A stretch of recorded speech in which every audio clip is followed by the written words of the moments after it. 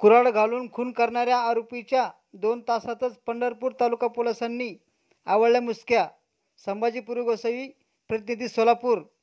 पंढरपूर तालुका police ठाण्याच्या हद्दीमधील आंबे चिंचोली येथे दगडाने मारल्याच्या कारणातून एका व्यक्तीच्या डोक्यात कुऱ्हाडीचे घाव घालून खून करण्यात आल्याची बातमी मंगळवारी घडली होती.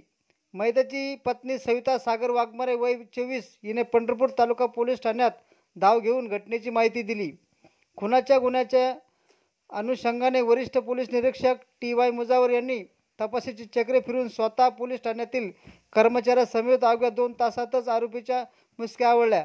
मयताची पत्नी सविता वाघमारे हिच्या फिर्यादीवरून तात्काळ वरिष्ठ पोलीस निरीक्षक TY मुजावर यांनी पोलिसांचे चक्रे गतिमान करीत आरोपी जाधव हा पळून जाण्याच्या मार्गावर असतानाच अवघ्या 2 तासातच आरोपी ताब्यात घेऊन अटक केली.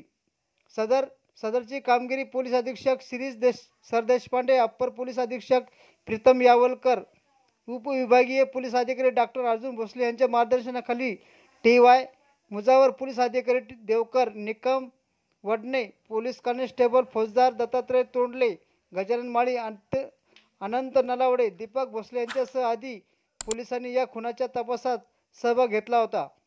पंढरपूर तालुका पोलीस ठाण्याचे अधिकारी आणि पोलीस स्टाफचे पोलीस अधीक्षकांकडून विशेष कौतुक होत आहे. धन्यवाद.